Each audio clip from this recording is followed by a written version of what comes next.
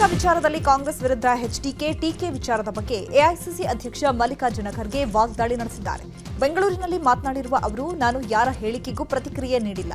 MNREGA right to work ಕಾರಣಕ್ಕಾಗಿ ಕೊಡುಗೆ ಕೊಟ್ಟಿದ್ದು. ಮನಮೋಹನ್ ಸಿಂಗ್ ತಂದ ಕಾನೂನು ಬಡವರ ಹೊಟ್ಟೆ ತುಂಬಿಸುವುದಕ್ಕಾಗಿ. ಬಡವರಿಗೆ ಸಹಾಯ ಮಾಡುವ ಕಾನೂನಿಗೆ ಕೊಡಲಿ ಪೆಟ್ಟು ಹಾಕ್ತಿದ್ದಾರೆ. ಪಂಚಾಯಿತಿಯಲ್ಲಿ ನಡೆಯುವ ಕೆಲಸಗಳಿಗೆ ಅಡ್ಡಗಾಲು ಹಾಕುವ ಯೋಜನೆ ಮಾಡ್ತಿದ್ದಾರೆ. 60-40 ಅಂತ ರಾಜ್ಯದ ಮೇಲೆ 30% ಹೆಚ್ಚಿನ ಭಾರವನ್ನ ಹಾಕ್ತಿದ್ದಾರೆ. ಬಡವರಿಗೆ ಸಿಗೋದನ್ನ ನಿಲ್ಲಿಸಬೇಕು ಅನ್ನೋದು ಅವರ ಉದ್ದೇಶ ಅಂತ ವಾಗ್ದಾಳಿ ನಡೆಸಿದ್ದಾರೆ. ಇನ್ನು ಇದೇ ವಿಚಾರವಾಗಿ ಸಚಿವ ಎಚ್.ಸಿ. ಮಹದೇವಪ್ಪ, ಕೆಜೆ ಜಾರ್ಜ್ ಕೂಡ ಪ್ರತಿಕ್ರಿಯಿಸಿದ್ದಾರೆ. 60-40 ಅಂತ ಹೇಳಿ ರಾಜ್ಯದ ಮೇಲೆ 30% ಹೆಚ್ಚಿನ ಭಾರವನ್ನ ಹಾಕ್ತಕ್ಕಂಥ ಕೆಲಸ ಕೇಂದ್ರ ಸರ್ಕಾರ ಮಾಡಿದೆ. ಮೊದಲ 90-10% ಇತ್ತು, ಇವತ್ತು 60-40 ಮಾಡಿದ್ದು ಅರ್ಥ ಏನಂದ್ರೆ ಈ ಮನ್ರೇಗಾ ಕಂಪ್ಲೀಟ್ ಆಗಿ ಸ್ಟಾಪ್ ಮಾಡಬೇಕು, ಬಡವರಿಗೆ ಸಿಗ್ತಕ್ಕಂಥದ್ದು ನಿಲ್ಲಿಸಬೇಕು ಅಂತಕ್ಕಂಥದ್ದು ಅವರ ಉದ್ದೇಶ ಆಗಿದೆ. ಭಾರತ ಸರ್ಕಾರ ಹಿಂದೆ 2005ನೇ ಇಸ್ವಿನಲ್ಲಿ UPA ಸರ್ಕಾರ ಮನಮೋಹನ್ ಸಿಂಗ್ ರವರ ನೇತೃತ್ವದಲ್ಲಿ ತಂದಿದ್ದಂಥ ಮಹಾತ್ಮ ಗಾಂಧಿ ಉದ್ಯೋಗ ಭರವಸೆಯ ಯೋಜನೆಯನ್ನು ರೀಫಿಲ್ ಮಾಡಿ ಅದನ್ನು VB ಗ್ರಾಮ್ಜಿ ಕಾಯ್ದೆ ಎಂಬ ಹೊಸ ಕಾಯ್ದೆಯನ್ನು ಜಾರಿಗೆ ತಂದಿದ್ದಾರೆ.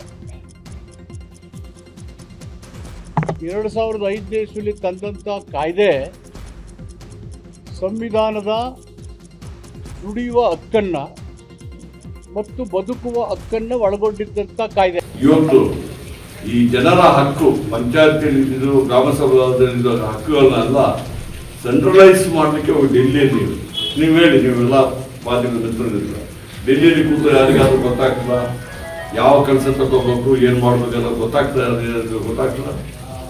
ನಾವು ಏನು ಮಹಾತ್ಮ ಗಾಂಧೀಜಿಯವರು ಕಟ್ಟಂತ ಗ್ರಾಮ ಇದನ್ನ ಮಾಡಲಿಕ್ಕೆ, ಸರ್ವೋದಯ ಮಾಡಲಿಕ್ಕೆ ನಾವು ಪ್ರಯತ್ನ ಮಾಡಿದ್ದೇವೆ.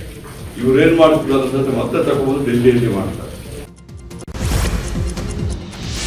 ಜಿ ರಾಮ್ಜಿ ಕುರಿತು ಬಹಿರಂಗ ಚರ್ಚೆಗೆ ಸಿದ್ಧ ಅಂತ ಕೇಂದ್ರ ಸಚಿವೆ ಶೋಭಾ ಕರಂದ್ಲಾಜೆ ಹೇಳಿದ್ದಾರೆ.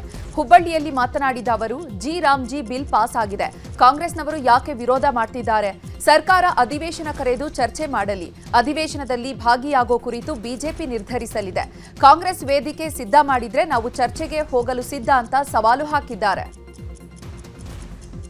ವಿರೋಧ ಮಾಡ್ತಾ ಇದ್ದೀರಾ, ಹೆಸರು ಚೇಂಜ್ ಆಯ್ತು ಅನ್ನುವ ಕಾರಣಕ್ಕೆ.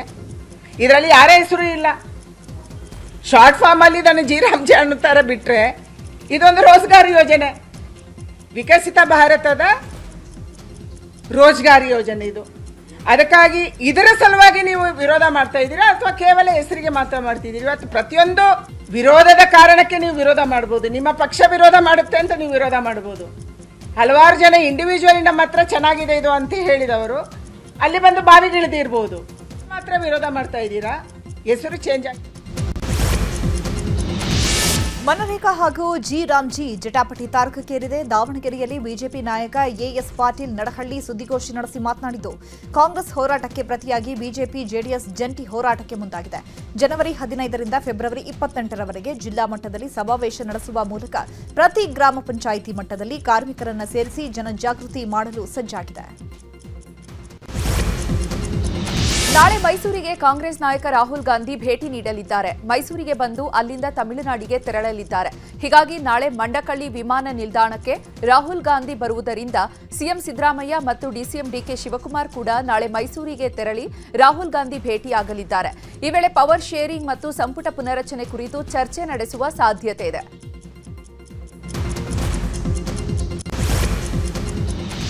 ರಾಜ್ಯ ಕಾಂಗ್ರೆಸ್ನಲ್ಲಿ ಕುರ್ಚಿ ಫೈಟ್ ಬೆನ್ನಲ್ಲೇ ಸಂಕ್ರಾಂತಿ ಬಳಿಕ ದೆಹಲಿಗೆ ತೆರಳಲು ಡಿಕೆಶಿ ಮುಂದಾಗಿದ್ದಾರೆ. ಜನವರಿ 16ರಂದು ದೆಹಲಿಗೆ ಹೋಗಲಿದ್ದು ಅಸ್ಸಾಂ ಚುನಾವಣೆ ವೀಕ್ಷಕರ ಸಭೆಯಲ್ಲಿ ಪಾಲ್ಗೊಳ್ಳಲಿದ್ದಾರೆ. ಇದೇ ವೇಳೆ ರಾಹುಲ್ ಗಾಂಧಿ ಭೇಟಿಯಾಗಿ ರಾಜ್ಯ ರಾಜಕೀಯದ ಕುರಿತು ಚರ್ಚೆ ನಡೆಸುವ ಸಾಧ್ಯತೆ ಇದೆ. ಇದಾದ ಮೇಲೆ ಅಲ್ಲಿಂದ ವಾಪಸ್ ಬಂದ ಮೇಲೆ ಮತ್ತೆ ಜನವರಿ 22ರಂದು ಡಿಕೆಶಿ ದೆಹಲಿಗೆ ತೆರಳಲಿದ್ದಾರೆ ಎನ್ನಲಾಗಿದೆ.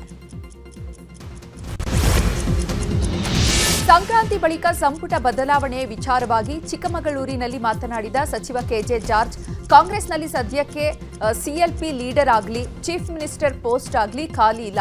ಅದು ಖಾಲಿ ಆದಾಗ ನಮ್ಮ ಪಕ್ಷದವರು ಅದಕ್ಕೆ ಕರೆಕ್ಟ್ ಆಗಿ ತೀರ್ಮಾನ ತೆಗೆದುಕೊಳ್ತಾರೆ. ಏನೇ ಇದ್ರೂ ಸಿಎಂ ಹೈಕಮಾಂಡ್ ನಿರ್ಧಾರ ಮಾಡ್ತಾರೆ ಅಂತ ಹೇಳಿದ್ದಾರೆ. ನಮ್ಮ ಪಕ್ಷ one of the largest political party in the country. ನಮ್ಮ ಪಕ್ಷದಲ್ಲಿ ಕೆಲವೊಂದು ಸಿಸ್ಟಮ್ಸ್ ಇದೆ.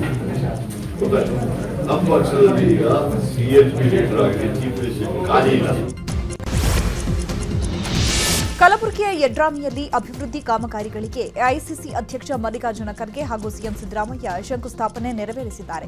ನೂತನವಾಗಿ ನಿರ್ಮಿಸಿರುವ 17 ಪ್ರಜಾಸೌಧ ಮತ್ತು 300 KPS ಶಾಲೆಗಳನ್ನು ಉದ್ಘಾಟನೆ ಮಾಡಿದ್ದಾರೆ.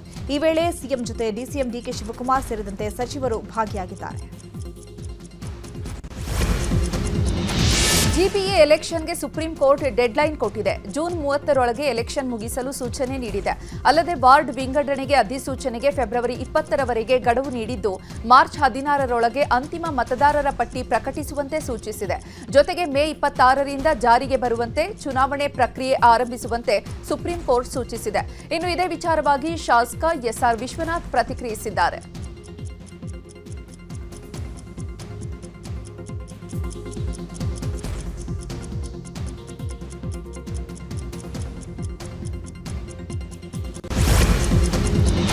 ಬೀದಿ ನಾಯಿಗಳ ನಿರ್ವಹಣೆ ಕುರಿತು GPA ಸುಪ್ರೀಂ ಕೋರ್ಟ್ಗೆ ಮಾಹಿತಿ ನೀಡಿದ್ದು 1 ವರ್ಷಕ್ಕೆ 183 ಕೋಟಿಗೂ ಅಧಿಕ ವೆಚ್ಚ ಮಾಡುತ್ತಿರುವುದಾಗಿ ತಿಳಿಸಿದೆ. ನಗರದಲ್ಲಿ ಒಟ್ಟು 2.79 ಲಕ್ಷ ಬೀದಿ ನಾಯಿಗಳಿರುವ ಬಗ್ಗೆ ಅಥಾರಿಟಿ ತಿಳಿಸಿದ್ದು, ಇಷ್ಟು ನಾಯಿಗಳಿಗೆ ಊಟ, ಆಶ್ರಯ, ಸಂತಾನಹರಣ, ಚಿಕಿತ್ಸೆ ಸೇರಿದಂತೆ ವಿವಿಧ ರೀತಿಯಲ್ಲಿ ನಿರ್ವಹಣೆಗಾಗಿ 183 ಕೋಟಿಗೂ ಅಧಿಕ ಹಣ ವೆಚ್ಚ ಆಗುತ್ತೆ ಎಂದಿರುವ GPA ಮಾಹಿತಿಯನ್ನು ಸಹ ಕೊಟ್ಟಿದ್ದು, ಇನ್ನು GPA ನಾಯಿಗಳ ನಿರ್ವಹಣೆಗೆ ಖರ್ಚು ಮಾಡ್ತಾ ಇರುವಂತಹ ವೆಚ್ಚ ಒಂದು ನಗರ ಪಾಲಿಕೆಯ ಅರ್ಧ ಬಜೆಟ್ ವೆಚ್ಚಕ್ಕೆ ಸಮನಾಗಿದೆ.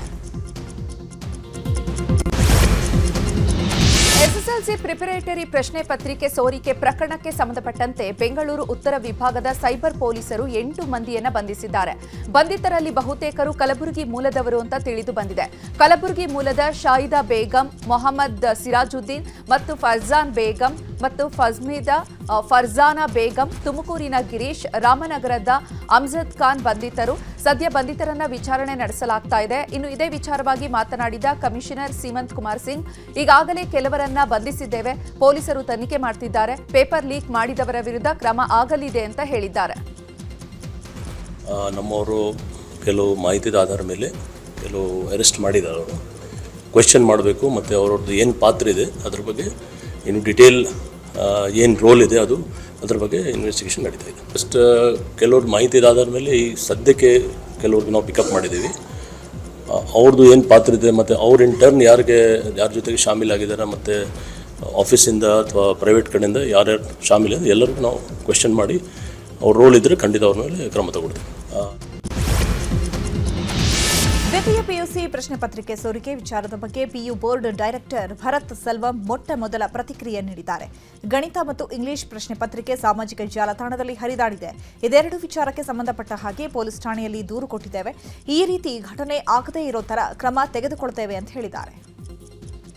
ಫಸ್ಟ್ ಪ್ರಿಪರೇಟರಿ ಎಕ್ಸಾಮು PUC 2ನೇ ತರಗತಿಯವರಿಗೆ ಬಂದು ಜನವರಿ 2ನೇ ತಾರೀಕಿಂದ ಶುರುವಾಗಿದೆ. ಕಳೆದ ವಾರ ಬಂದು ಗಣಿತ ವಿಜ್ಞಾನ ಕ್ವೆಶ್ಚನ್ ಪೇಪರು ಮತ್ತು ಇಂಗ್ಲೀಷ್ ಕ್ವೆಶ್ಚನ್ ಪೇಪರು ಸಾಮಾಜಿಕ ಮಾಧ್ಯಮಗಳ ಮುಖಾಂತರ ಬಂದು ಕೆಲವು ಕಡೆ ಮಾತ್ರ ಹೊರಗೆ ಬಂದಿದೆ. ಅದು ಸಂಬಂಧಪಟ್ಟು ಈ 2 ಕ್ವೆಶ್ಚನ್ ಪೇಪರ್ ಲೀಕಿಗೆ ಸಂಬಂಧಪಟ್ಟು ಸಹ ಈಗಾಗಲೇ ಪೊಲೀಸಲ್ಲಿ FIR ಫೈಲ್ ಆಗಿದೆ. ಪೊಲೀಸ್ ಇಲಾಖೆಯವರ ವತಿಯಿಂದ ಈಗ ತನಿಖೆ ಆಗ್ತಾ ಇದೆ. ಈಗ ಈ ರೀತಿ ಘಟನೆಗಳು ಮುಂದೆ ಆಗದೇ ಇರಬೇಕು ಅಂತ ಹೇಳಿ ನಮ್ಮ ಇಲಾಖೆ ವತಿಯಿಂದ ಕೆಲವು ಮುಂಜಾಗ್ರತಾ ಕ್ರಮ ತಗೊಳ್ತಾ ಇದ್ದೀವಿ. ಈಗ ಸದ್ಯ ಬಂದು ನಾವು ಮಾಡಿರುವ ಒಂದು ವಿಧಾನಕ್ಕಿಂತ ಬಂದು 2ನೇ ಪ್ರಿಪರೇಟರಿಲಿ ಇನ್ನೂ ಸ್ವಲ್ಪ ಗೌಪ್ಯತೆಯನ್ನು ಕಾಪಾಡುವ ರೀತಿಯಲ್ಲಿ ಕ್ರಮಗಳನ್ನು ನಾವು ಮುಂದೆ ತಗೊಳ್ತೀವಿ. ಅದು ನಾವು ಚರ್ಚೆ ಮಾಡ್ತಾ ಇದ್ದೀವಿ. ನಾವು ಅಂತಿಮಗೊಳಿಸಿದ ನಂತರ ನಾವು ಸುತ್ತೋಲೆ ಮುಖ. ಇನ್ನು ಪ್ರಶ್ನೆ ಪತ್ರಿಕೆ ಸೋರಿಕೆ ಬಗ್ಗೆ KSEAB ನಿರ್ದೇಶಕ ಗೋಪಾಲಕೃಷ್ಣ ಮಾತನಾಡಿದ್ದಾರೆ. ಪ್ರಶ್ನೆ ಪತ್ರಿಕೆ ಸೋರಿಕೆ ಸಂಬಂಧವಾಗಿ ಪೊಲೀಸರು ತನಿಖೆ ಮಾಡ್ತಿದ್ದಾರೆ. ವಿದ್ಯಾರ್ಥಿಗಳು ಹಾಗೂ ಪೋಷಕರಿಂದ ಸೋರಿಕೆ ವಿಚಾರ ಗಮನಕ್ಕೆ ಬಂತು. ಕೂಡಲೇ ಬೋರ್ಡ್ನಿಂದ ದೂರು ನೀಡಲಾಗಿದೆ. ಈಗಾಗಲೇ ಕೆಲವರನ್ನ ಬಂಧಿಸಿ ವಿಚಾರಣೆ ಮಾಡಲಾಗ್ತಾ ಇದೆ ಎಂದಿದ್ದಾರೆ. ಹಿಂದೇನು ಸಹ ಪ್ರಿಪರೇಟರಿ ಎಕ್ಸಾಮಿನೇಷನ್ ಬೋರ್ಡಿಂದ ಆಗಿದೆ. ಬಟ್ ಈ ಸಾರಿ ಒಂದು ಯಾವ ಸ್ಕೂಲಿಂದ ಲೀಕ್ ಆಗಿದೆ ಅಂತಕ್ಕಂಥದ್ದು ಗೊತ್ತಾಗುತ್ತೆ. ಕಾರಣ ಏನು ಅಂತ ಹೇಳಿದ್ರೆ ಪ್ರತಿ ಸ್ಕೂಲ್ ಕೋಡನ್ನು ನಾವು ಪ್ರಶ್ನೆ ಪತ್ರಿಕೆ ಮೇಲೆ ಹಾಕಿರ್ತೀವಿ. ಅದನ್ನು ಹೆಡ್ ಮಾಸ್ಟರ್ ಲಾಗಿನ್ ಕೊಟ್ಟಿರ್ತೀವಿ ಮತ್ತು OTP ಬೇಸ್ಡ್ ಅದು ಪ್ರಶ್ನೆ ಪತ್ರಿಕೆ ಅವ್ರು ಡೌನ್ಲೋಡ್ ಮಾಡ್ಕೊಂಡಿರ್ತಾರೆ. ಹಾಗಾಗಿ ಯಾವುದಾದ್ರೂ ಒಂದು ಪ್ರಶ್ನೆ ಪತ್ರಿಕೆ ಆಚೆ ಬಂತು ಅಂತಂದ್ರೆ ಯಾವ ಸ್ಕೂಲ್ದು ಅಂತ ಗೊತ್ತಾಗುತ್ತೆ. ಇಮಿಡಿಯೇಟಾಗಿ ನಾವು ಆ ಸ್ಕೂಲ್ ಬಗ್ಗೆನೇ ಪೊಲೀಸ್ ಕಂಪ್ಲೇಂಟ್ ಕೊಟ್ಟಿದ್ದೀವಿ. ಇದಕ್ಕೆ ತನಿಖೆ ಒಂದು ಗುಲ್ಬರ್ಗಾ ಜಿಲ್ಲೆಯಿಂದ ಮತ್ತು ಒಂದು ತುಮಕೂರು ಜಿಲ್ಲೆಯಿಂದ ಮತ್ತು ರಾಮನಗರದಿಂದ ಈ ಥರ ಬಂದಿದೆ ಅಂತಕ್ಕಂಥ ದೂರು ಬಂದಿತ್ತು. ಸೊ ನಾವು ಇಮಿಡಿಯೇಟಾಗಿ ಪೊಲೀಸ್ ಕಂಪ್ಲೇಂಟ್ ಮಾಡಿ. ಗದಗ ಜಿಲ್ಲೆಯ ಲಕ್ಕುಂಡಿಯಲ್ಲಿ ನಿಧಿ ಪತ್ತೆ ಪ್ರಕರಣಕ್ಕೆ ಸಂಬಂಧಪಟ್ಟಂತೆ ಇಂದು ಸ್ಥಳಕ್ಕೆ ಅಧಿಕಾರಿಗಳು ಭೇಟಿ ನೀಡಿದ್ದಾರೆ. ಲಕ್ಕುಂಡಿಗೆ ಪುರಾತತ್ವ ಇಲಾಖೆಯ ನಿರ್ದೇಶಕ ಶೇಜೇಶ್ವರ ನೇತೃತ್ವದ ಅಧಿಕಾರಿಗಳ ಟೀಮ್ ಭೇಟಿ ನೀಡಿ ಪರಿಶೀಲನೆ ನಡೆಸಿದೆ. ಆ ಬಳಿಕ ಮಾತನಾಡಿದ ಶೇಜೇಶ್ವರ್, ಕುಟುಂಬಕ್ಕೆ ಯಾವುದೇ ರೀತಿ ತೊಂದರೆ ಕೊಡಲ್ಲ, ಪರಿಶೀಲನೆ ಮಾಡಿ ಮನೆ ಕಟ್ಟಲು ಅನುಮತಿ ಕೊಡ್ತೀವಿ, 1/5 ಭಾಗದಷ್ಟು ನಿಧಿ ಸಿಕ್ಕ ಕುಟುಂಬಕ್ಕೆ ಕೊಡ್ತೀವಿ ಅಂತ ಅಂದ್ರು. ಇನ್ನು ನಿಧಿ ಸಿಕ್ಕ ಸ್ಥಳಕ್ಕೆ ಗದಗ ಜಿಲ್ಲಾಧಿಕಾರಿ ಸಿಎನ್ ಶ್ರೀಧರ್ ಭೇಟಿ ನೀಡಿ ಪರಿಶೀಲನೆ ನಡೆಸಿದ್ದಾರೆ. ನಿಧಿ ವಿಚಾರವಾಗಿ ಗ್ರಾಮಸ್ಥರಲ್ಲಿ ಗೊಂದಲ ಇತ್ತು, ಹೀಗಾಗಿ ಡಿಸಿ ಭೇಟಿ ಮಾಡುವಂತೆ ಗ್ರಾಮಸ್ಥರು ಒತ್ತಾಯಿಸಿದ್ರು. ಈ ಬಗ್ಗೆ ನ್ಯೂಸ್ 18 ವರದಿ ಬಿತ್ತರ ಮಾಡಿತ್ತು. ಸದ್ಯ ವರದಿಯ ಬೆನ್ನಲ್ಲೇ ಸ್ಥಳಕ್ಕೆ ಆಗಮಿಸಿ ಪರಿಶೀಲನೆ ನಡೆಸಿದ್ದಾರೆ. ಸರ್, ಇದ್ರ ಮೇಲೆ ಮೌಲ್ಯ ನಿಗದಿ ಮಾಡಿ ಏನು ಪರಿಹಾರ ಕೊಡೋಕೆ ಇದು ಬರುತ್ತೋ ಅದನ್ನು ನಾವು ಖಂಡಿತ ಕೊಡ್ತೀವಿ ಸರ್. ಜಿಲ್ಲಾಡಳಿತ ವತಿಯಿಂದ ಮಾತಾಡಿ 1/5 ಭಾಗ ಸರ್ ಅದು ಪರಿಶೀಲನೆ ಮಾಡ್ತೀವಿ ಸರ್. ಈಗ ಬಂದಿಲ್ಲ ಲಕ್ಕುಂಡಿಗೆ, ಜಿಲ್ಲಾಡಳಿತ ಸಂಪರ್ಕಿಸಿ ಹಿರಿಯ ಅಧಿಕಾರಿಗಳ ಜೊತೆ ಚರ್ಚೆ ಮಾಡ್ತೀವಿ. ನಮ್ಮ ಹಿರಿಯ ಅಧಿಕಾರಿಗಳ ಜೊತೆ ಎಲ್ಲ ಕೂತು ಚರ್ಚೆ. ಲಕ್ಕುಂಡಿ ನಿಧಿ ಪತ್ತೆ ಪ್ರಕರಣಕ್ಕೆ ಸಂಬಂಧಪಟ್ಟಂತೆ ರಿತ್ತಿ ಕುಟುಂಬ ಈಗ ನಮಗೆ ಚಿನ್ನ ಬೇಡ, ಮನೆ ಬೇಕು ಅಂತ ಯೂ-ಟರ್ನ್ ಹೊಡೆದಿದೆ. ನ್ಯೂಸ್ 18 ಜೊತೆ ಮಾತನಾಡಿದ ರಿತ್ತಿ ಕುಟುಂಬಸ್ಥರು, ಪುರಾತತ್ವ ಇಲಾಖೆ ಅಧಿಕಾರಿ ರಮೇಶ್ ಮೂಲಿಮನಿ ಅದು ಕುಟುಂಬಕ್ಕೆ ಸೇರಿದ್ದು ಅಂತ ಹೇಳಿದ್ರು. ಹೀಗಾಗಿ ನಮಗೆ ಚಿನ್ನ ಸೇರಿದ್ದು ಅಂತ ಒತ್ತಾಯ ಮಾಡಿದ್ವು. ಇವಾಗ ನಮಗೆ ಚಿನ್ನ ಬೇಡ, ನಮಗೆ ಮನೆ ನಿರ್ಮಾಣ ಮಾಡಿಕೊಡಿ, ಜೊತೆಗೆ ಸರ್ಕಾರಿ ನೌಕರಿ ಕೊಡಬೇಕು ಅಂತ ಒತ್ತಾಯಿಸಿದ್ದಾರೆ. ಏನು ಅವ್ರ ಬಂದು ನಿಮ್ಮದಾದ್ರೆ ನೀವು ಅಷ್ಟು ನೋಡಿ ಅನ್ರಿ, ನಾವು ನಮ್ದಾದಿಲ್ಲ, ನಮ್ಗೆ ಕೊಡೋ ನೀವು ಆಶೆ ಹಾಕ್ರಿ, ನಮಗೆ ಬೇಡ, ನಾವು ಅಲ್ಲಿ ಅಂದಾರ ನಾವು ಒಂದೇನು ಜನ ಕೊಡ್ತೀನಿ, ನನ್ನ ಮನೆನ ಎಲ್ಲ ಜನ ಮನೆ ಹಾಕ್ಕೊಡ್ರಿ. ನಮ್ಮ ಅಣ್ಣರು ಸಾಲ ಮಾಡಿ ಬ್ಯಾಂಕ್ನ ಸಾಲ ಮಾಡಿ ಮನೆ ಹಾಕ್ಕೊಡ್ತಾರೆ. ಬ್ಯಾಂಕ್ನ ಸಾಲ ಮಾಡ್ಯಾರ ಕೊಡ್ರಿ ಅಂತೇಳಿ ನಾವು ಇವಾಗ ಮನೆ ಮಾಡಿಕೊಡ್ರಿ ಅಂತೇಳಿ ಆ ಹುಡುಗ ಕೊಡ್ರಿ ಅಂತೇಳಿ ನಾವು 3 ದಿನ ಆಯ್ತು ನಾವು ಅಲ್ಲೇ ಅಂದಿವಿ ನೋಡಿರಿ. 3 ದಿನ ಆದರೂ ಅಲ್ಲೇ ಅಂದಿವಿ. ನಿನ್ನೆ ನಾವು ಬಂದು ಅಂದಲ್ಲ, ಅದ ಒಂದು ಮಾತು ಅಂದದ್ದು ಅಷ್ಟ ಕರೆಯೋ ನಾವು ಅಲ್ಲೇ ಅಂದೀವಿ ರೀ. ಇವತ್ತು ಅಂದೀವಿ, ಮೊನ್ನೆ ಅಂದೀವಿ, ನಿನ್ನೆ ಅಂದೀವಿ ರೀ. ಆದ್ರೆ 1 ನಿಮಿಷನಾಗ ಬಂದು ಅವು ಬದಲಾವಣೆ ಮಾಡಿದ. ಏನು ಅವ್ರ ಲಕ್ಕುಂಡಿ ಗ್ರಾಮದಲ್ಲಿ ನಿಧಿ ಸಿಕ್ಕ ಸ್ಥಳಕ್ಕೆ ಶಾಸಕ ಸಿಸಿ ಪಾಟೀಲ್ ಭೇಟಿ ನೀಡಿದ್ದಾರೆ. ಬಳಿಕ ಮಾತನಾಡಿದ ಅವರು, ಲಕ್ಕುಂಡಿ ದಾನ ಚಿಂತಾಮಣಿ ಅತ್ತಿಮಬ್ಬೆ ಕರ್ಮಭೂಮಿ. ಹಿಂದಿನ ಕಾಲದಲ್ಲಿ ಮಳೆ ಆದಾಗ ಚಿನ್ನದ ತುಣುಕುಗಳು ಸಿಗ್ತಾ ಇದ್ವು. ಕಸ್ತೂರಬಾ ರಿತ್ತಿ ಎನ್ನುವರ ಮನೆ ಅಡಿಪಾಯ ತೆಗೆಯುವ ವೇಳೆ ನಿಧಿ ಸಿಕ್ಕಿದೆ. ಅವರು ಪ್ರಾಮಾಣಿಕವಾಗಿ ಜಿಲ್ಲಾಡಳಿತಕ್ಕೆ ನೀಡಿದ್ದಾರೆ. ಅವರಿಗೆ ಸರ್ಕಾರದಿಂದ ಸಹಾಯ ಸೌಲಭ್ಯ ಕೊಡಿಸುವಂತಹ ಕೆಲಸ ಮಾಡ್ತೇನೆ ಅಂದಿದ್ದಾರೆ. ಪ್ರಾಮಾಣಿಕತೆಗೆ ಲಕ್ಕುಂಡಿ ಪಾತ್ರ ಆಯ್ತು ಅನ್ನೋದು ನನಗೆ ಭಾಳ ಹೆಮ್ಮೆ ವಿಷಯ. ಆ ಕುಟುಂಬಕ್ಕೂ ಕೂಡ ಏನು ಒಂದು ನೆಮ್ಮದಿಯ ಜೀವನ ನಡೆಸೋಕ್ಕೆ ಸರ್ಕಾರದಿಂದ ಸಹಾಯ ಸೌಲಭ್ಯ ಕೊಡಿಸ್ಬೇಕು. ಮಾನ್ಯ ಜಿಲ್ಲಾ ಉಸ್ತುವಾರಿ ಸಚಿವರ ಸಹಾಯದೊಂದಿಗೆ ಮುಖ್ಯಮಂತ್ರಿಗಳೊಂದಿಗೆ ಚರ್ಚಿಸಿ ಆ ಎಲ್ಲ ಕ್ರಮವನ್ನು ತಗೊಳ್ತೇನೆ. ವೈಯಕ್ತಿಕವಾಗಿ ನಾನು ಕೂಡ ಅವ್ರಿಗೆ ಏನಾದರೂ ಸಹಾಯ ಸಹಕಾರ ಮಾಡುವಂಥ ಪರಿಸ್ಥಿತಿ ಬಂದರೆ ನಾನು ಕೂಡ ಮಾಡ್ತೀನಿ. ದಾನಕ್ಕೆ ಅಥವಾ ಪ್ರಾಮಾಣಿಕತೆಗೆ ಬನ್ನೇರುಘಟ್ಟ ಬಯೋಲಾಜಿಕಲ್ ಪಾರ್ಕ್ ವಿರುದ್ಧ ಸ್ಥಳೀಯರು ಸಿಡಿದೆದ್ದಿದ್ದಾರೆ. ಇವತ್ತು ಬನ್ನೇರುಘಟ್ಟ ಬಯೋಲಾಜಿಕಲ್ ಪಾರ್ಕ್ಗೆ ಮುತ್ತಿಗೆ ಹಾಕಿ ಪ್ರತಿಭಟನೆ ಮಾಡಿದ್ದಾರೆ. ಪಾರ್ಕ್ಗೆ ಭೂಮಿ ಕಳೆದುಕೊಂಡವರಿಗೆ ಪರಿಹಾರ ನೀಡಿಲ್ಲ. ಪಾರ್ಕ್ನಿಂದ ನಿತ್ಯ ಟ್ರಾಫಿಕ್ ಕಿರಿಕಿರಿ ಉಂಟಾಗ್ತಾ ಇದೆ. ಪಾರ್ಕ್ ಹೊರಗಡೆ ಸ್ವಚ್ಛತೆ ಕಾಪಾಡಲ್ಲ. ಸ್ಥಳೀಯ ಗ್ರಾಮ ಪಂಚಾಯಿತಿ ನಯಾ ಪೈಸೆ ಅನುದಾನ ನೀಡಲ್ಲ ಅಂತ ಕಿಡಿಕಾರಿದ್ದಾರೆ. ಗ್ರಾಮ ಪಂಚಾಯತಿ ಅವರು ಮತ್ತು ಇಲ್ಲಿ ಇರುವ ಸ್ಥಳೀಯ ಜನ ಬಂದಿದ್ದಾರೆ. ಅವ್ರದ್ದು ಮನವಿಯನ್ನು ಕೊಟ್ಟಿದ್ದಾರೆ. ಮೊದಲನೇದಾಗಿ ಅವ್ರದ್ದು ಸಮಸ್ಯೆ ಏನು ಅಂದರೆ ಟ್ರಾಫಿಕ್. ಈಗ ಏನು ನಮ್ಮದು ರೋಡ್ ಇದೆ ಅದನ್ನು ಬದಲಿ ರಸ್ತೆ ಮಾಡಿಕೊಡಿ ಅಂತ ವಿನಂತಿ ಮಾಡಿದ್ದಾರೆ. ಆ ಬದಲಿ ರಸ್ತೆ ಮಾಡೋದನ್ನು ಆಲ್ರೆಡಿ ನಾವು ಶುರು ಮಾಡಿದ್ವಿ. ಸುಮಾರು 2020 ಸರ್ವೆ ಮಾಡಿ ಈಗಾಗಲೇ ಒಂದು 5 ಎಕರ್ನ ವಿಂಗಡಿಸಿ ಅದನ್ನು ನಾವು ಖರೀದಿ ಮಾಡಿ ಬದಲಿ ರಸ್ತೆ ಮಾಡಬೇಕು ಅಂತೇಳಿ ಈಗಾಗಲೇ ಜಿಲ್ಲಾಧಿಕಾರಿಗಳಿಗೂ ಕೂಡ ನಾವು ಪತ್ರ ಬರೆದಿದ್ದೀವಿ. ಇದ್ರ ಬಗ್ಗೆ PWD ಮಿನಿಸ್ಟರ್ ಅವ್ರ ಜೊತೆಗೂ ಮತ್ತು ಸೆಕ್ರೆಟರಿ ಅವ್ರ ಜೊತೆಗೂ ಕೂಡ ನಾನೇ ಖುದ್ದಾಗಿ ಮಾತಾಡಿದ್ದೀನಿ. ಸೊ ಈ ಒಂದು ಕೆಲಸ ಸೈಡ್ ಬೈ ಸೈಡ್ ನಡೀತಾನೇ ಇದೆ. ಈ ಇದರಲ್ಲಿ ಸಾವಿರಾರು ಜನ ಬರ್ತಾರೆ. ಡೈಲಿ 1000 ಜನ ಬಂದು ಇಲ್ಲಿ ಓಡಾಡೋ ರಸ್ತೆ ಚಿಕ್ಕದಾಗಿದೆ. ಈ ರಸ್ತೆಯಲ್ಲಿ 10 ಕಿಲೋಮೀಟ್ರು ಟ್ರಾಫಿಕ್ ಜಾಮ್ ಆಗುತ್ತೆ ದಿನನಿತ್ಯ. ನಮಗೆ ಯಾರಾದರೂ ಹಳ್ಳಿಯಲ್ಲಿ ಯಾರಾದರೂ ಮೈಗೆ ಹುಷಾರಿಲ್ಲ, ಏನಾದರೂ ಹೆಚ್ಚು ಕಡಿಮೆ ಆದ್ರೂ ಅವ್ರು ತಗೊಂಡೋಗ್ಬೇಕು ಅಂದರೆ ಟ್ರಾಫಿಕಲ್ಲಿ ಆಗ್ತಾನೇ ಇಲ್ಲ ನಮ್ಮ ಕೈಲಿ. ಕೋಗಿಲು ಬಡಾವಣೆಯಲ್ಲಿ ಅಕ್ರಮ ಮನೆಗಳ ತೆರವು ಪ್ರಕರಣಕ್ಕೆ ಸಂಬಂಧಪಟ್ಟಂತೆ ಬಿಜೆಪಿಯ ಸತ್ಯ ಶೋಧನಾ ತಂಡದಿಂದ ವರದಿ ಸಲ್ಲಿಕೆ ಮಾಡಲಾಗಿದೆ.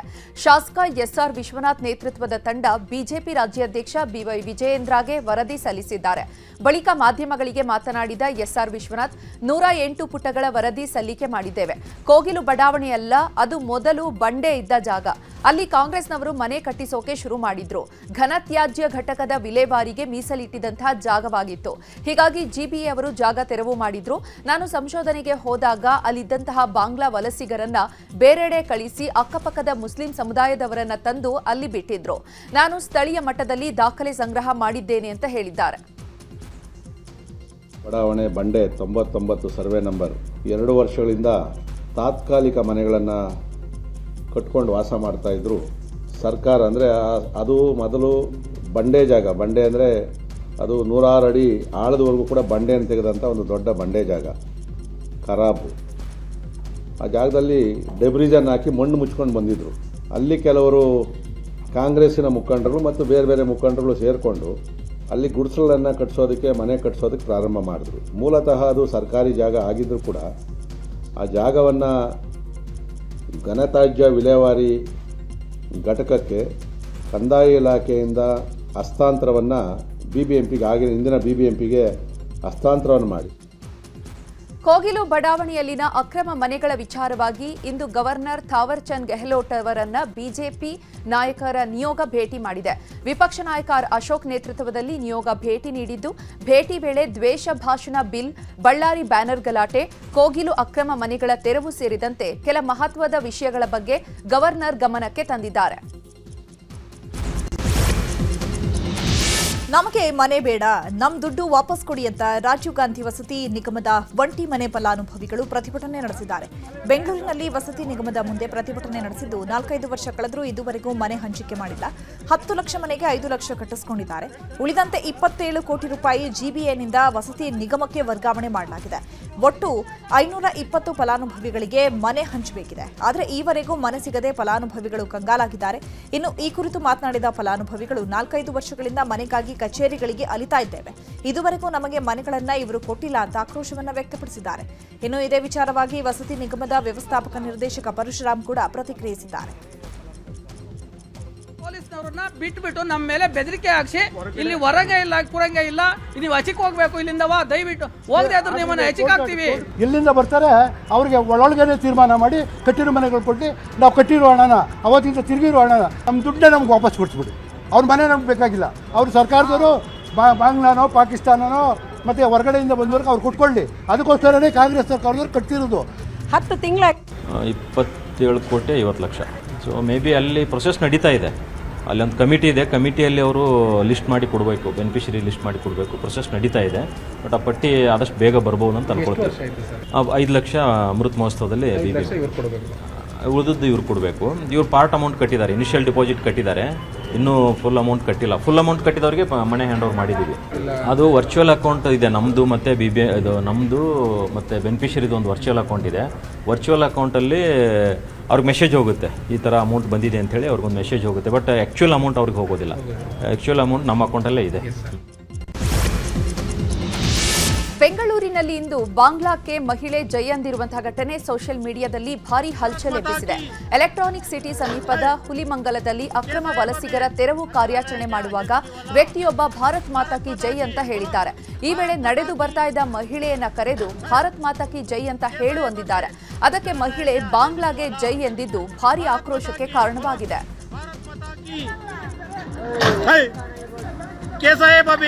अच्छा लग रहा है क्या? जेसीबी वाला भारत माता की बोलो, भारत माता की, भारत माता की। क्यों जय बांग्ला बोल रहे हैं? जय भारत माता की। आप बोलो भारत माता की, भारत माता की।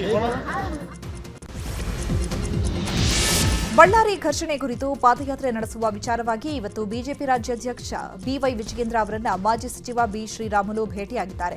ಮಲ್ಲೇಶ್ವರಂ ಬಿಜೆಪಿ ರಾಜ್ಯ ಕಚೇರಿಯಲ್ಲಿ ಭೇಟಿಯಾಗಿ ಪಾದಯಾತ್ರೆಯ ಪರಿಕಲ್ಪನೆ ಕುರಿತಂತೆ ಚರ್ಚೆ ನಡೆಸಿದ್ದಾರೆ. ಫೆಬ್ರವರಿಯಲ್ಲಿ ನಮ್ಮ ಮೆಟ್ರೋ ದರ ಏರಿಕೆಯಾಗುವ ಸಾಧ್ಯತೆ ಇದೆ. ಪ್ರತಿ ವರ್ಷ ದರ ಏರಿಕೆ ಮಾಡಲು ಶುಲ್ಕ ನಿಗದಿ ಸಮಿತಿ ಕಳೆದ ವರ್ಷವೇ ಶಿಫಾರಸು ಮಾಡಿತ್ತು. ಹೀಗಾಗಿ ಕಳೆದ ವರ್ಷವೇ ನಮ್ಮ ಮೆಟ್ರೋ ಟಿಕೆಟ್ ದರ ಏರಿಸಲಾಗಿತ್ತು. ಈಗ ಮತ್ತೆ ದರ ಏರಿಸಲು ನಿರ್ಧಾರ ಮಾಡಿದ್ದು ದರ ನಿಗದಿ ಸಮಿತಿ ಮೆಟ್ರೋ ದರ ಏರಿಕೆ ಪ್ರಸ್ತಾವನೆಯನ್ನ ಸಲ್ಲಿಕೆ ಮಾಡಲು ಮುಂದಾಗಿದೆ. ಕೇರಳದಲ್ಲಿ ಮಲಯಾಳಂ ಭಾಷೆ 2025ಕ್ಕೆ ವಾಟಾಳ್ ನಾಗರಾಜ್ ವಿರೋಧ ವ್ಯಕ್ತಪಡಿಸಿದ್ದು ರಾಜಭವನ ಮುತ್ತಿಗೆಗೆ ಯತ್ನಿಸಿದ್ದಾರೆ. ಈ ವೇಳೆ ಮಾಧ್ಯಮಗಳಿಗೆ ಮಾತನಾಡಿದ ಅವರು, ಕೇರಳದ ಮಲಯಾಳಂ ಭಾಷೆ ಮಸೂದೆ ಕೈಬಿಡದಿದ್ರೆ ಕರ್ನಾಟಕ ಬಂದ್ ಮಾಡ್ತೇವೆ, ಮಂಗಳೂರಿನಲ್ಲಿ ಬೃಹತ್ ಚಳುವಳಿ ರೂಪಿಸ್ತೇವೆ, ರಾಷ್ಟ್ರೀಯ ಹೆದ್ದಾರಿ ಬಂದ್ ಮಾಡ್ತೇವೆ, ವಯನಾಡ್ಗೆ ಹೋಗುವಂತಹ ದಾರಿಯನ್ನ ಬಂದ್ ಮಾಡ್ತೀವಿ ಅಂತ ಎಚ್ಚರಿಕೆ ನೀಡಿದ್ದಾರೆ. ಮಂಗಳೂರು ಕಾಸರಗೋಡು ಗಡಿಯಲ್ಲಿ ಭಾರಿ ಚಳುವಳಿ, ರಾಷ್ಟ್ರೀಯ ಹೆದ್ದಾರಿಯನ್ನ ಬಂದ್ ಮಾಡ್ತೇವೆ. ಅಲ್ಲಿ ಮತ್ತಿಲ್ಲಿ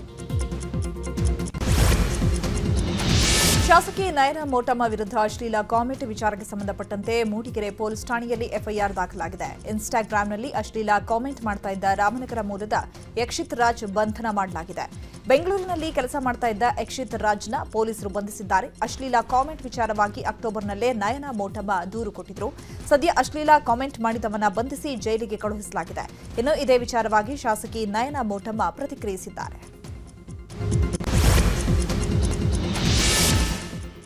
ಬ್ಯಾಂಕ್ ಆಫ್ ಬರೋಡಾ ಬ್ಯಾಂಕ್ ದರೋಡೆಗೆ ಖದೀಮರು ಯತ್ನಿಸಿರುವ ಘಟನೆ ಉತ್ತರ ಕನ್ನಡ ಜಿಲ್ಲೆಯ ಅಂಕೋಲಾ ತಾಲೂಕಿನ ಸುಂಕಸಾಳದಲ್ಲಿ ನಡೆದಿದೆ. ಬ್ಯಾಂಕ್ನ ಹಿಂಭಾಗದ ಶೌಚಾಲಯದ ಗೋಡೆ ಕೊರೆದು ಒಳಹೊಕ್ಕಲು ಯತ್ನಿಸಿ ವಿಫಲರಾಗಿದ್ದಾರೆ.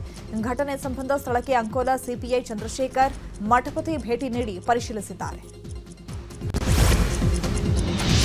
ಯಶ್ ಅಭಿನಯದ ಟಾಕ್ಸಿಕ್ ಚಿತ್ರದ ಟೀಸರ್ ವಿರುದ್ಧ ದೂರು ದಾಖಲಾಗಿದೆ. ರಾಜ್ಯ ಮಹಿಳಾ ಆಯೋಗಕ್ಕೆ ಆಮ್ ಆದ್ಮಿ ಪಕ್ಷದ ಮಹಿಳಾ ಘಟಕದಿಂದ ದೂರು ನೀಡಲಾಗಿದೆ. ಟೀಸರ್ನಲ್ಲಿರುವಂತಹ ಅಶ್ಲೀಲ ದೃಶ್ಯಗಳು ಮಕ್ಕಳ ಸಾಮಾಜಿಕ ಸ್ವಾಸ್ಥ್ಯಕ್ಕೆ ಅತ್ಯಂತ ಧಕ್ಕೆಯನ್ನು ಉಂಟು ಮಾಡ್ತಾ ಇದೆ. ಇದರಿಂದ ಕನ್ನಡ ಸಾಂಸ್ಕೃತಿಕ ಜಗತ್ತಿಗೆ ಅಪಮಾನ ಆಗ್ತಾ ಇದೆ ಅಂತ ದೂರು ನೀಡಿದ್ದಾರೆ.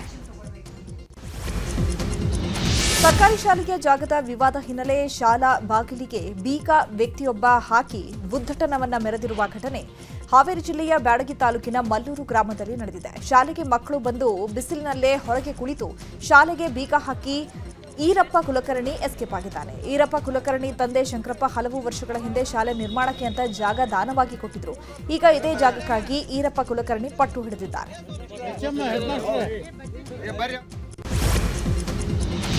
ಚಿತ್ರದುರ್ಗದ ರೇಣುಕಾಸ್ವಾಮಿ ಕೊಲೆ ಪ್ರಕರಣದಲ್ಲಿ ಜೈಲಿನಲ್ಲಿರುವಂತಹ ಪವಿತ್ರ ಗೌಡಗೆ ಕೊನೆಗೂ ಮನೆಯೂಟ ಸಿಕ್ಕಿದೆ. ವಾರಕ್ಕೊಮ್ಮೆ ಮನೆಯೂಟ ನೀಡುವಂತೆ 57ನೇ ಸೆಷನ್ಸ್ ಕೋರ್ಟ್ ಆದೇಶ ನೀಡಿದೆ. ಕೋರ್ಟ್ ಆದೇಶ ಕಟ್ಟುನಿಟ್ಟಾಗಿ ಪಾಲಿಸುವಂತೆ ಹೇಳಿದೆ. ಒಂದು ವೇಳೆ ಆರೋಗ್ಯದಲ್ಲಿ ವ್ಯತ್ಯಯವಾದರೆ ವೈದ್ಯರ ಸಲಹೆ ಮೇರೆಗೆ ಮನೆಯೂಟ ನೀಡಲು ಸೂಚಿಸಿದೆ. ಇನ್ನು ನಾಗರಾಜ್ ಮತ್ತು ಲಕ್ಷ್ಮಣ್ಗೂ ಮನೆಯೂಟದ ಭಾಗ್ಯ ಸಿಕ್ಕಿದೆ. ಈ ವಾರ ಬಿಗ್ ಬಾಸ್ ಶೋನ ಗ್ರ್ಯಾಂಡ್ ಫಿನಾಲೆ ನಡೆಯಲಿದೆ. ಹೀಗಾಗಿ ಗಿಲ್ಲಿ ನಟ ಪರವಾಗಿ ಬೆಂಗಳೂರು ದಕ್ಷಿಣ ಜಿಲ್ಲೆಯ ಚನ್ನಪಟ್ಟಣದಲ್ಲಿ ಬ್ಯಾನರ್ ಹಾಕಿ ಪ್ರಚಾರ ಮಾಡಲಾಗ್ತಾ ಇದೆ. ಗಿಲ್ಲಿ ಬಿಗ್ ಬಾಸ್ ವಿನ್ನರ್ ಅಂತ ಬ್ಯಾನರ್ ಹಾಕಲಾಗಿದ್ದು, ಗಿಲ್ಲಿ ಜೊತೆಗೆ ಕಾವ್ಯ ಫೋಟೋ ಕೂಡ ಹಾಕಿ ಗಿಲ್ಲಿ ಗೆದ್ದು ಬಾ ಅಂತ ಅಭಿಮಾನಿಗಳು ಹಾರೈಸಿದ್ದಾರೆ. ನಟ ಕಿಚ್ಚ ಸುದೀಪ್ ವಿರುದ್ಧ ಬೆಂಗಳೂರು ದಕ್ಷಿಣ ಡಿಎಫ್ಒ ರಾಮಕೃಷ್ಣಪ್ಪ ಅವರಿಗೆ ದೂರು ದಾಖಲು ಮಾಡಲಾಗಿದೆ. ರಣಹದ್ದುಗಳ ಬಗ್ಗೆ ನಟ ಹಾಗೂ ನಿರೂಪಕ ಕಿಚ್ಚ ಸುದೀಪ್ ಆಕ್ಷೇಪಾರ್ಹ ಪದಬಳಕೆ ಮಾಡಿದ್ದಾರೆ ಅಂತ ಬಿಗ್ ಬಾಸ್ ಶೋ ಮತ್ತು ಸುದೀಪ್ ವಿರುದ್ಧ ದೂರು ದಾಖಲಿಸಿದ್ದಾರೆ. ಪಕ್ಷಿ ಪ್ರೇಮಿಗಳು ಮತ್ತು ಕರ್ನಾಟಕ ರಣಹದ್ದು ಸಂರಕ್ಷಣಾ ಟ್ರಸ್ಟ್ ವತಿಯಿಂದ ದೂರು ನೀಡಲಾಗಿದೆ. ರಣಹದ್ದು ಕುರಿತು ಬಿಗ್ ಬಾಸ್ ಶೋನಲ್ಲಿ ಕಿಚ್ಚ ಸುದೀಪ್ ಹೊಂಚು ಹಾಕಿ ಸಂಚು ಮಾಡಿ ಕರೆಕ್ಟ್ ಟೈಮ್ಗೆ ಹಿಡಿಯುತ್ತದೆ ಅಂತ ಹೇಳಿದ್ರು. ಇದೇ ವಿಚಾರವಾಗಿ ದೂರು ದಾಖಲಿಸಲಾಗಿದೆ. ಅಳಿವಿನಂಚಿನಲ್ಲಿರುವಂತಹ ರಣಹದ್ದುಗಳ ಬಗ್ಗೆ ತಪ್ಪಾದ ಹೇಳಿಕೆ ನೀಡಿದ್ದಾರೆ ಅಂತ ರಣಹದ್ದು ಪಕ್ಷಿ ಪ್ರೇಮಿ ಶಿವನಂಜಯ್ಯ ಎನ್ನುವವರು ದೂರು ನೀಡಿದ್ದಾರೆ.